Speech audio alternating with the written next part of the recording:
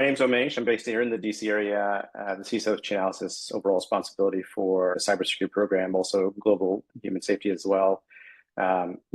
Spent a few startup companies. So I've done this a few times. Then the previous decade before that, I did my time, as I like to say, here in the DC area in the cleared space in federal security work, which was really interesting, dealing with some interesting threats and success stories.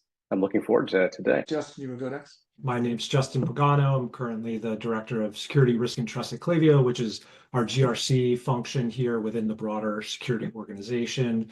I've been in the security space for over 12 years now, and I started out doing some hacky software engineering in a database operations group at a large financial services institution.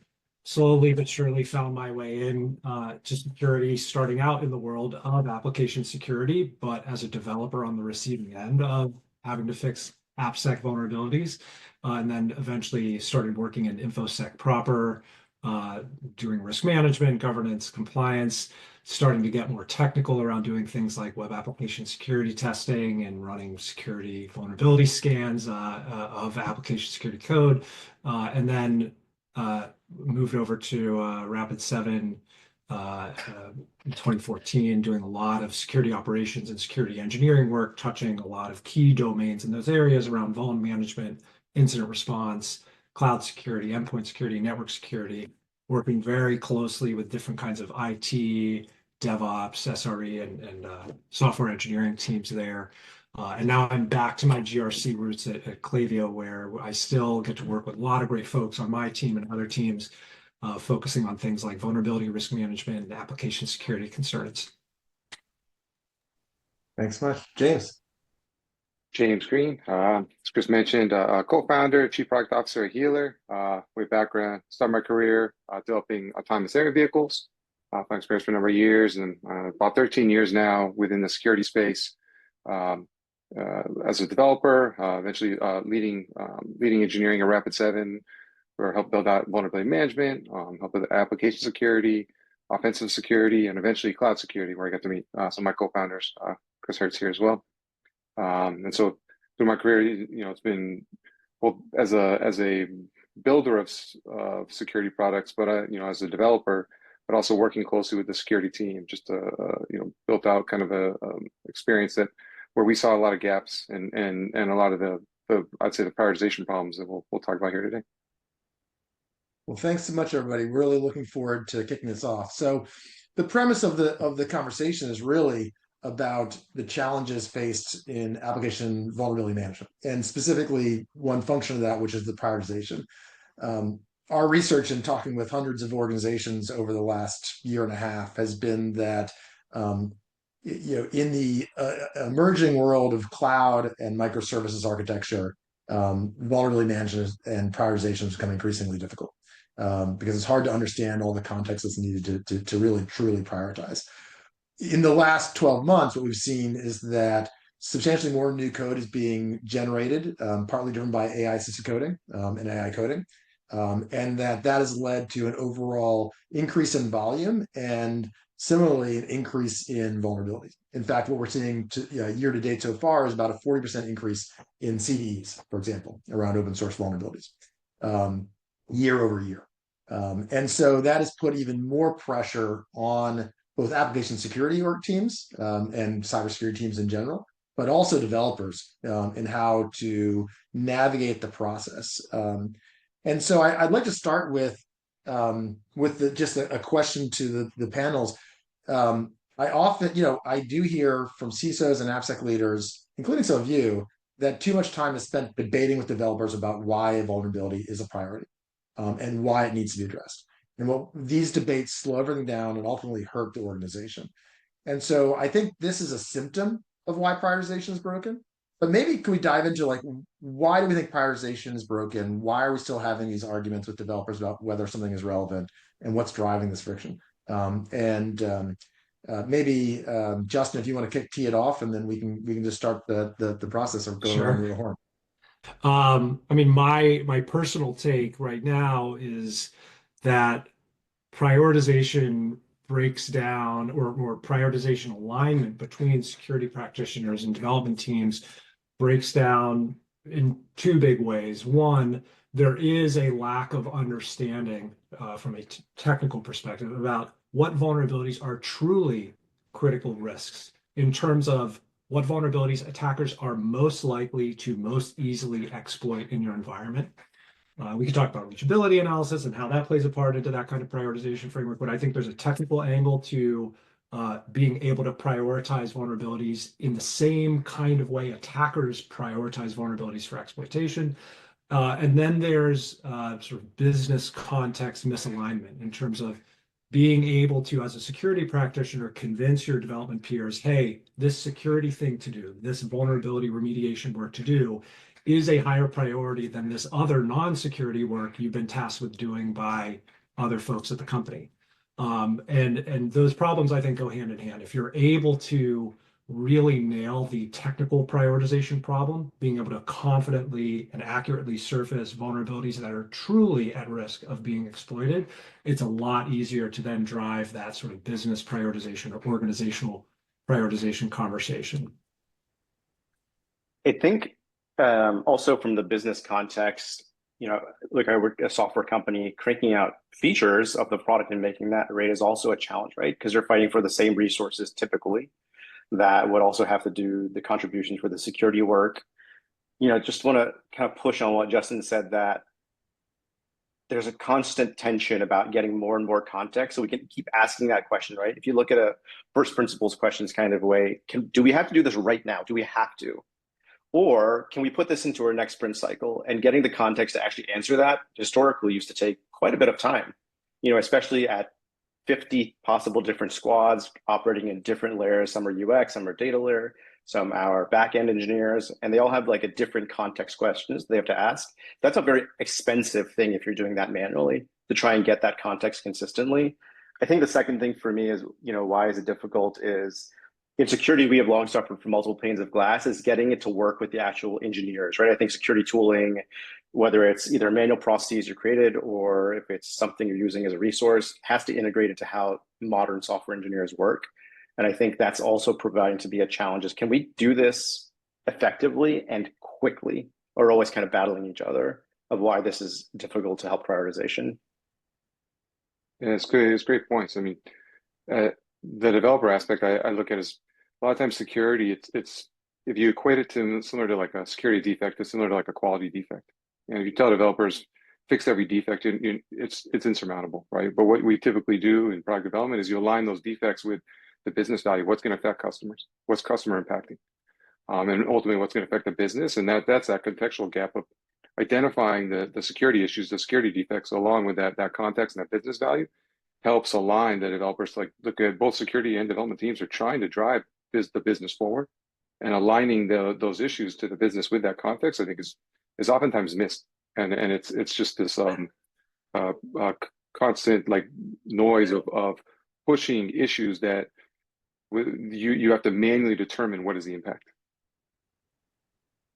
Security teams often look at vulnerabilities through the lens of security risk, while developers are balancing deadlines, feature delivery, operational realities to fend off other kinds of business risks. But they're both addressing risk, to your point, James, right?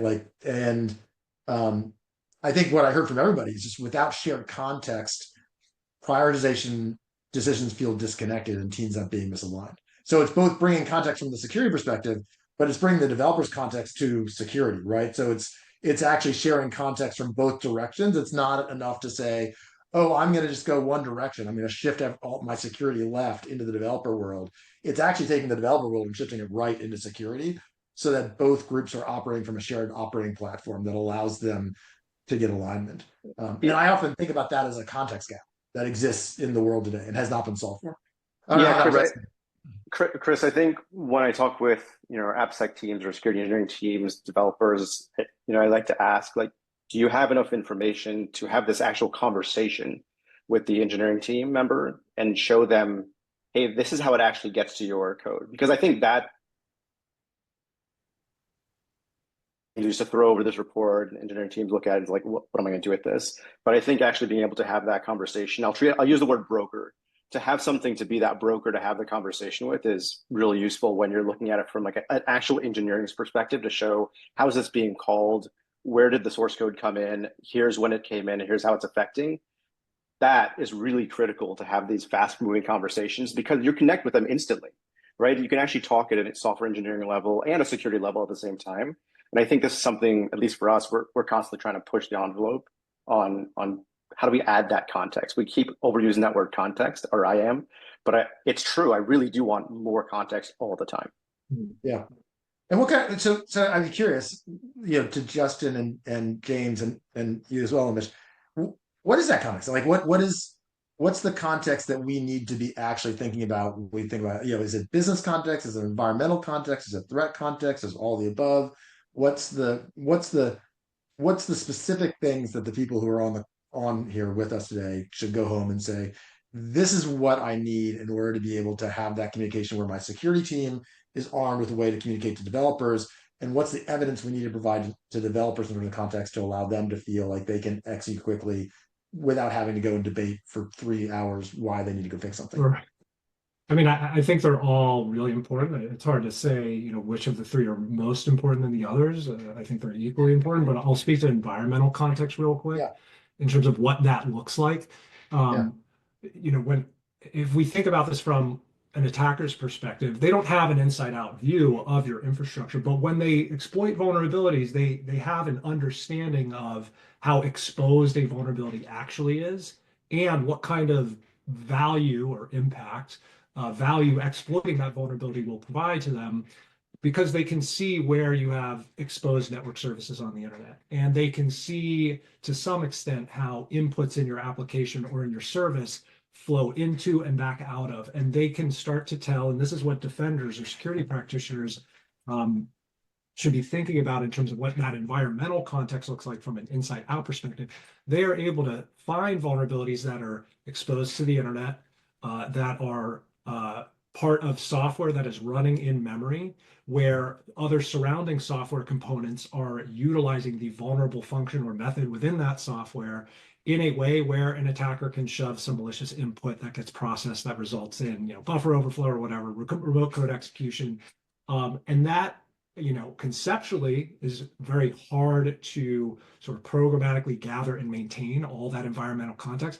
But technology today is making it a lot easier for us to see where all of those conditions line up. Network exposure through various chains of network exposed resources or network interconnected resources, all the way down to the runtime environment where you can tell, hey, this library or this function, it's actually loaded in memory and your code is actually leveraging it actively, right?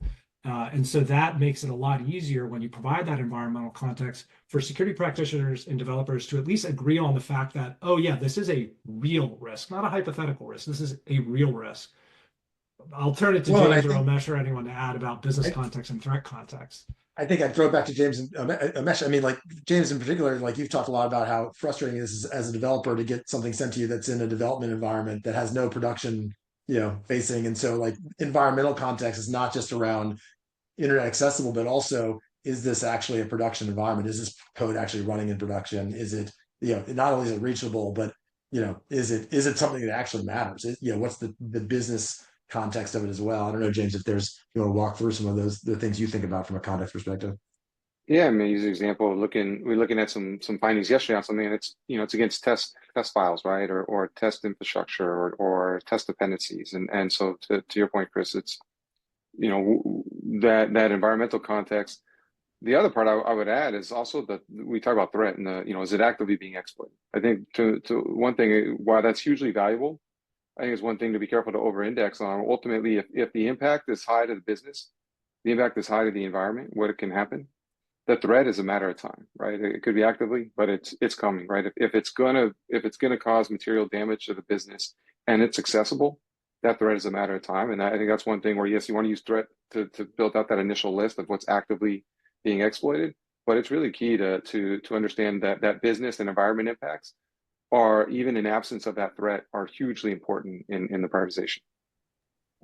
But James, there has to be some combination of balancing, right? So if I blend what you and Justin just said. On one hand, I like to ask, but what should I care? Like a really blunt question. And that's really asking them, are we calling this? Is this API interacting with this? And that's really the threat model saying, yes, thing is actively being used and it's exploitable. And it has like, maybe it's in the syscap catalog, for example. And your side of it is also a little bit of, if it actually has, maybe it is a high CVE and there is no known RCE, or no known exploit, it doesn't mean it just means it's not published yet. It could actually be being exploited in the wild. So I think there's some blend there. And I don't know if you had any thoughts on that, because I was thinking about that earlier when we were chatting about earlier, but that's a difficult thing for companies to do at scale and constantly make that balancing decision of, do I go after that kind of threat model, knowing it's happening in our environment in terms of the execution calls? Or I saw in the poll, one of the high rated poll answers was the volume. And they could have a volume of lots of highs or lots of criticals even. I think that's a thing that all AppSec teams are having different approaches to right now. Yeah, no, I mean, both you brought up the notion of reachability, both network code reachability. What is the impact? Is this I think of a constant example that comes up are denial of service faults, largely deprioritized because it's a partial impact, right, from a metadata standpoint. But if that's a DOS vuln on your identity service, which is the login to all your tier 1 applications, then its impact is much greater, right? And so I think to your point, it's exploitability. It's so much, and what is often underserved is what is that impact to that application in your environment and ultimately to your business.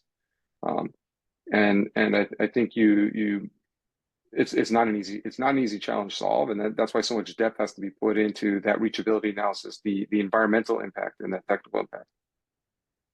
And I think what I've heard repeatedly is that, part of the challenge of this is that in a microservices architecture, in a cloud environment, these things are changing so rapidly that it's very difficult to model that in and bring together both the code context and the runtime context along with the business context that may be shifting.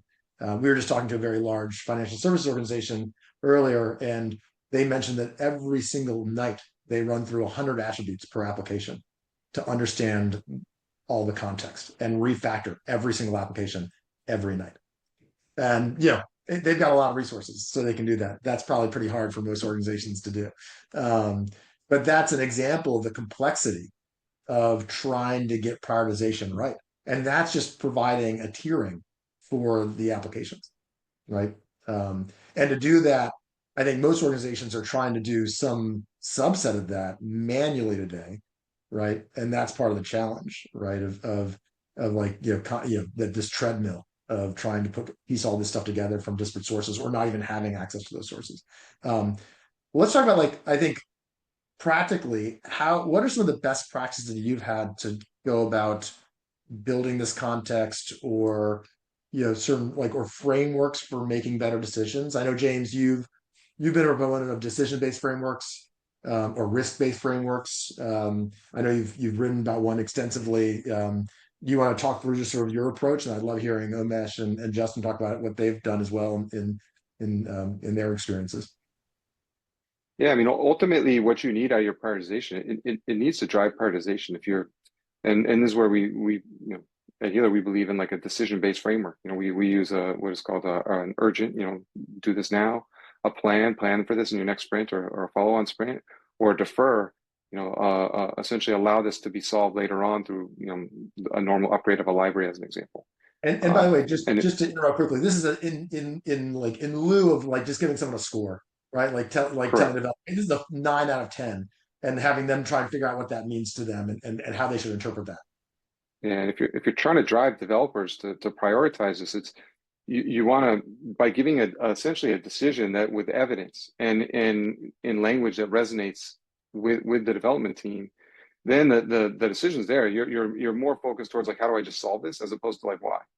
And I think this is one of the things with scores is you're typically leaving something where is this a critical? It's a 7, it's a 9, it's a 99. What does that mean?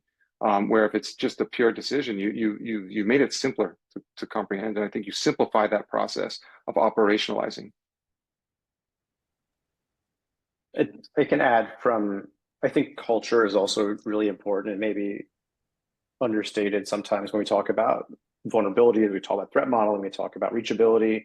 I think organizationally, if you create the culture, and Justin was talking about the relationship between whether it's your AppSec team or the R&D team that are going to be actually implementing some of the software, the culture that shows that context that James had has been thoughtfully delivered to them and brought with ideas of, say, this is urgent, whether it's up to the IDE as they're launching something new, or if it's going back to look at libraries that have gotten a vulnerability after they've already been implemented, and show them that you're thinking about their workflow, you can integrate with their workflow.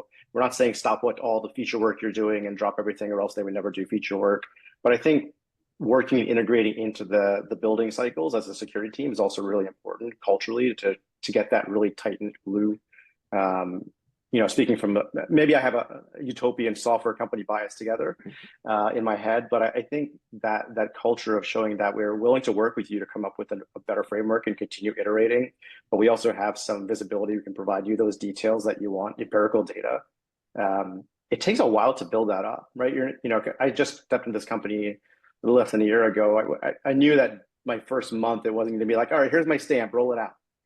It was going to take time to audit and assess, and then keep working month over month to keep iterating on improvement. Love to hear from Justin's approach though as well. Yeah.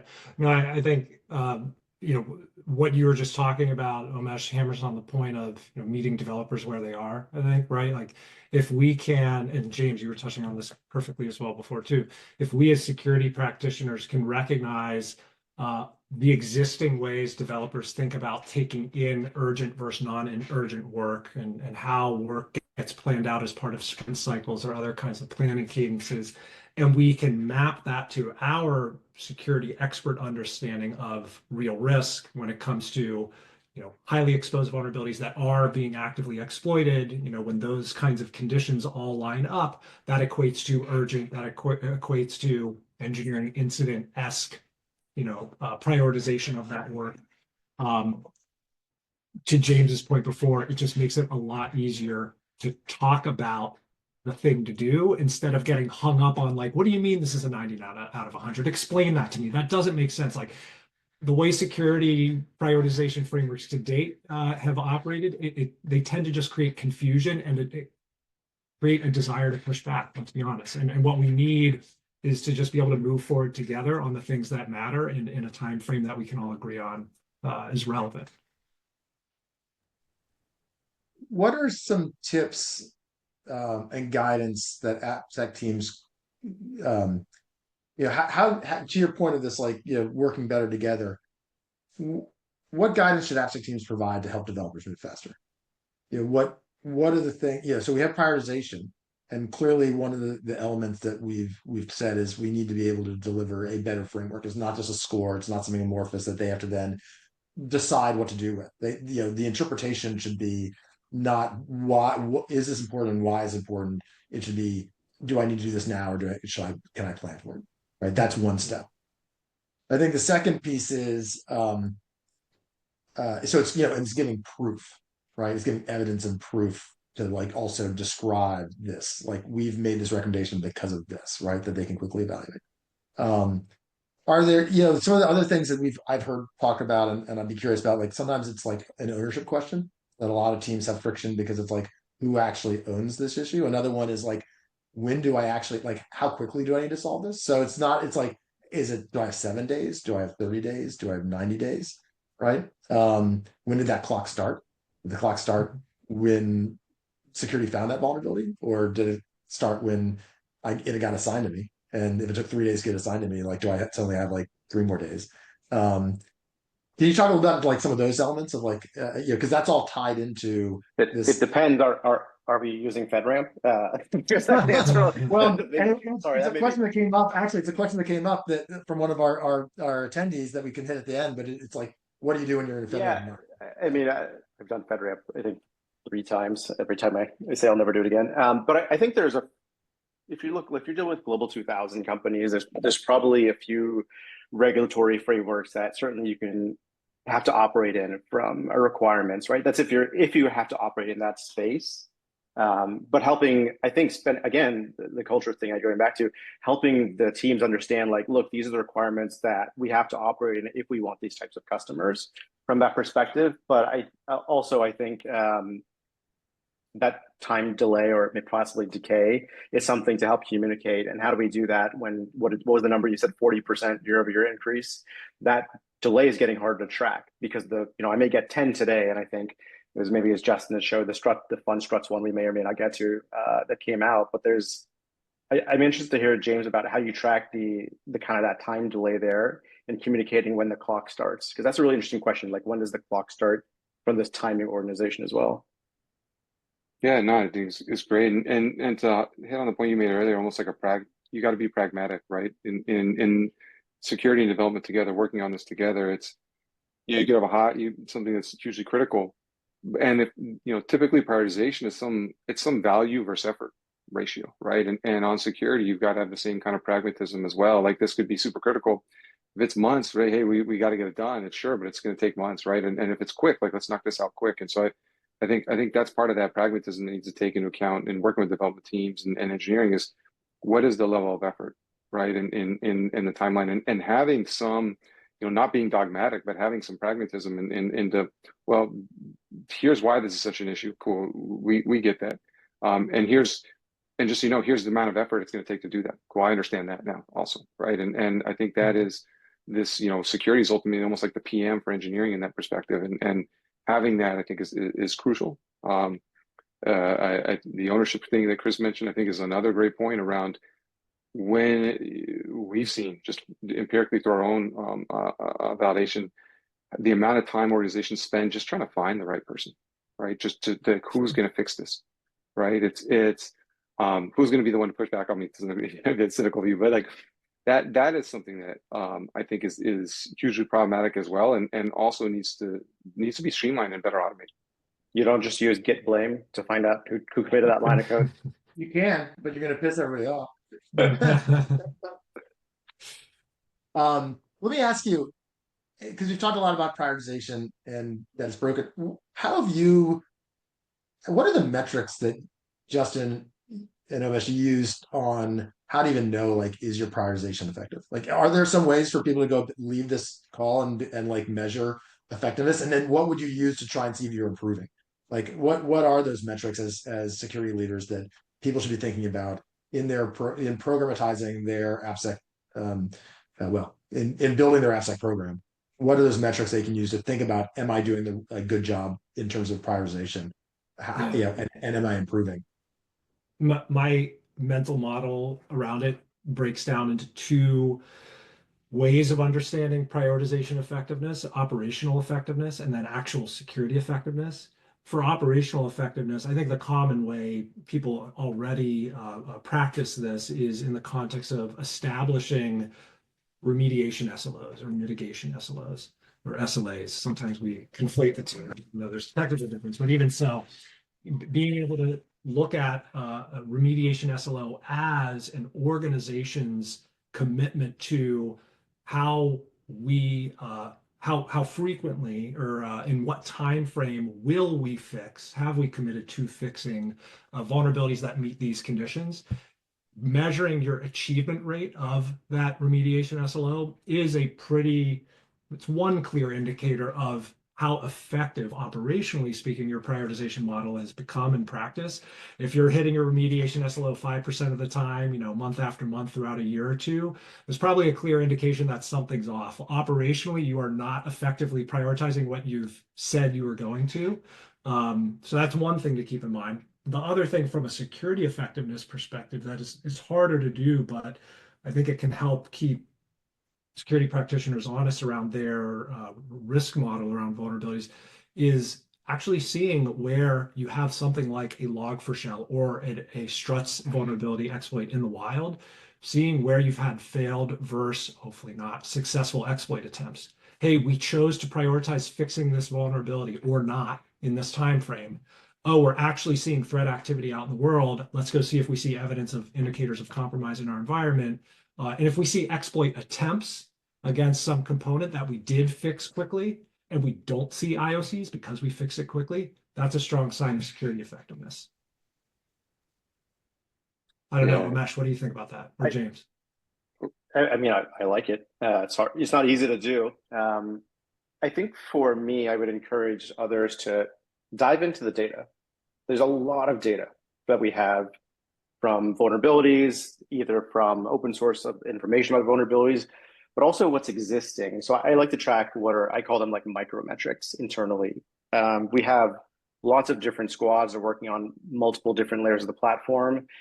By breaking down some of the data, even whether it's about product or squad or new code versus existing infrastructure, it gives me a lot of different slices to look at data. For example, if we look at some vulnerability data for existing fundamental core libraries, then we notice a certain trend of it's taking us X percentage of days to get this type of fix implemented and deployed across. Because tracking that also fixed and then deployed and radiated across the environment is also a good micrometric. But looking at the ways you can slice the data, and also we're committing a new library that has this vulnerability, but we can fix it really, really quickly before we get into prod, and analyzing the data of why are we able to fix that so quickly with some of the existing ones, the data layer, into operating system team layers struggling to fix, maybe because it's running in prod requires a significant more testing. I think will help add to the color context of working with your engineering teams to help understand, is this urgent? Can I defer this? Can I get it into the next 4-month sprint backlog? But you really kind of need to slice and dice that data. So I encourage you to spend some time with your teams and look at the data and come up with different slices or views or layers to look at it, because it will give you some insights into which themes you're seeing, and then you can contribute and prioritize your own security resources to maybe even partnering with engineering teams. Say, hey, we can take on some of that workload for you. Maybe we can actually maintain core libraries if you have a great relationship for them, and then actually offload some of that backend from them to enable them to work on kind of the feature awesome work. James? Yeah, I mean, I remember discussing this with you a little ways ago, but I think like there's almost, how are you as an organization or team service, how are you operating against yourself, right? Like how much security debt are you injecting in the system, right? And then security is unique in that you've also got this adversarial system on the outside, and it's like, well, and then how well are you doing against the outside world, right? It's almost like two things. Like you want to know, are you doing what you can to prevent security debt from being injected in the system or pushed out to production?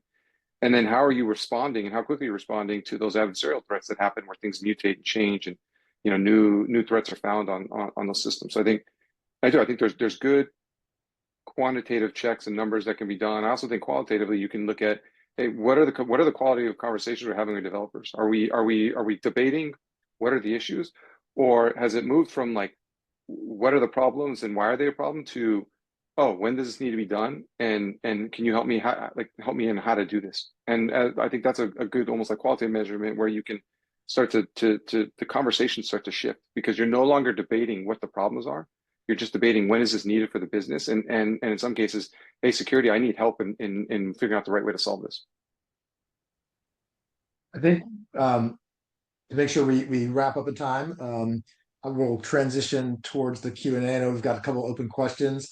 If there are additional questions that have come up, please feel free to open it up in the Q&A feature. I will selfishly very quickly introduce people. If you aren't familiar with Healer, we are a application security company that focuses on delivering the context needed. So our philosophy is you don't need more findings, you need more context. And we really focus on 3 things. One is to deliver the context to teams to reduce the kind of noise. So solving this prioritization process in an automated fashion. So bringing together all that business, runtime, static, and security context into a runtime threat model, essentially, that is automatically created and managed, is one component of what we do. The second is, can we fix remediation? Our research has shown, as we talked about today, that a majority of time in fixing something is actually spent not on the fix, but on getting to the fix. And so how do you take what is a high friction, slow, unscalable process and automate all that manual labor to really reduce the MTTR, so that time to resolution? And that's another area where we really, again, apply context. And the last is to move beyond vulnerabilities. So it's one of the things that we haven't talked a lot about, but it is secure by design, which is how do we move and focus more on what are the material changes that are occurring in our live environments both from a runtime and code standpoint, and allow us to essentially provide feedback and coaching before elements that have been introduced that violate our guardrails reach the production environment where they can be exploited. And so just as a quick pitch, we have a patented technology called Product DNA that really helps simplify security by applying deep application context to the categories like application security posture management, static and runtime SCA, and then runtime threat modeling. And if you are interested in learning more, we'd love to schedule a demo because you don't need more findings, you need more context. And with that, I will shift over and let's jump into some of the questions that were asked. The first one, and this one we've already touched on a little bit, but if you were in a highly regulated or contractually bound scenario where you have to fix every critical and high in a specific time frame, how does that interact with the prioritization model? I dealt with this at Appian. We had FedRAMP, we had DoD standards, PCI, HIPAA.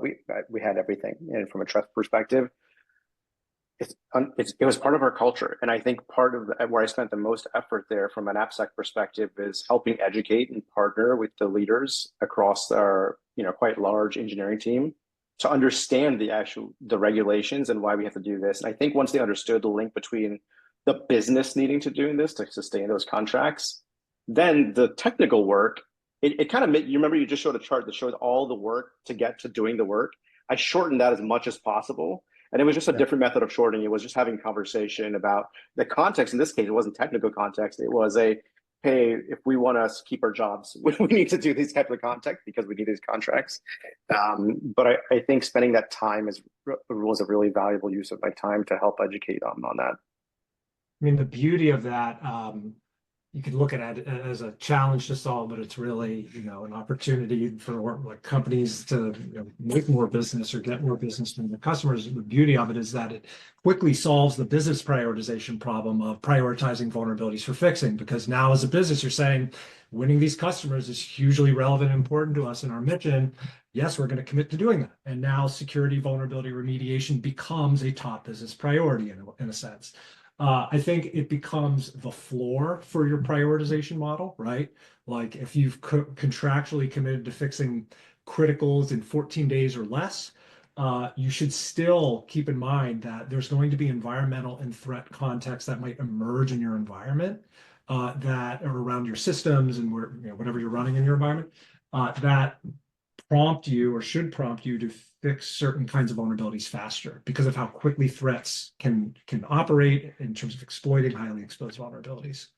And don't be afraid to escalate it up, working through appropriate channels, right? If you're talking to an engineering manager and it's just not getting it through, keep going up. Hopefully the company is welcome of that to make sure people understand the business risk, just to double down. And you're right, Justin, it absolutely will.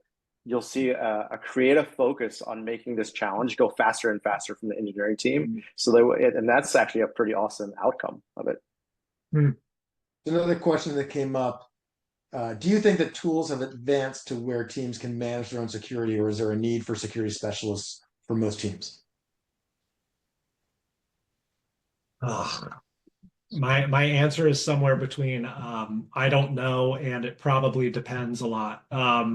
I think it is good to see, especially over the past, 10 years, certain security product vendors really thinking about developer experience, because at the end of the day, developers are the ones who have to do the fix work. Security teams do all the finding work, right? I think it's just going to depend. It's going to depend on how comfortable your developers are taking that on. I don't know how much it would vary in terms of small organization versus large organization, but I would say it could like the usability of security technology, how it's focused around developers, could make it easier for certain organizations to let developers self-serve their security. I don't know, Omesh, what do you think? James, I know you've got a biased answer. We'll save you for last. I'll save 30 seconds. I'm a huge proponent of hiring software engineering into security. So finding that double unicorn that knows security and software, because they end up being the best breaker of things that I've ever encountered in my career. Yeah, no, it is hard. It's hard to find that joint talent across as a developer and passionate about security. I think there's almost a different mentality, and I mean, I think to Justin's point, I think there's some teams that maybe could do this with a unique set of skills. I think there's still a lot of opportunity to create better and more, I'd say, paved roads, right, for developers, right, where you're designing within that process, the secure by design. It's faster, right? How do you make that faster so they're not necessarily having to think about security as an outside, but as part of what they're doing. And I think there's still opportunity for products to be better there, and provide that better paved road. And again, to the point, I think there's always the specialty that it takes to understand impact from a security perspective and stay on top of that is just it's a challenge. I think that's hard to find within a developer as well. And then last question, and then I think we're going to be at time. How do you identify, manage, and prioritize risk where there might be complex attack patterns created by different vulnerabilities, which being present together increases the risk of exploitation and breach? That's a great question. And I think this is where combining that, and not to overplay the word that context, but you have to piece together the origination, like you can't, if you're just looking statically at code, how does that code operate at runtime? And how does what we call like almost like these emergent threats, these things where like these things connected together actually create this larger threat. And you really have to build that context through analysis of that running application to understand what that impact is. Because it's one thing in isolation looks bad or maybe even looks good. These 2, 3, 4 things now joined together, emerging in the runtime have actually manifested into something that truly is a risk, and you need to understand that to really grasp that effectively. And I would add too that a lot of this, we shouldn't lose sight of the fact that attacks that include vulnerability exploitation, they also include other kinds of threat techniques involving stealing credentials and hijacking privileged access on some compute resource that an attacker gets after they exploit vulnerability. So I think it's a matter of having a lot of the right data and powerful technology that can make sense of the bigger picture of an attack path, including where vulnerability exploitation plays into other kinds of attacker technique opportunities. I just called James and asked him, what should I do? He's always got the answer. Yeah. Well, thank you, panelists. James, Justin, Omesh, amazing conversation. Thank you to all the attendees. We've really appreciated the questions, and hope you came away with some value and some takeaways.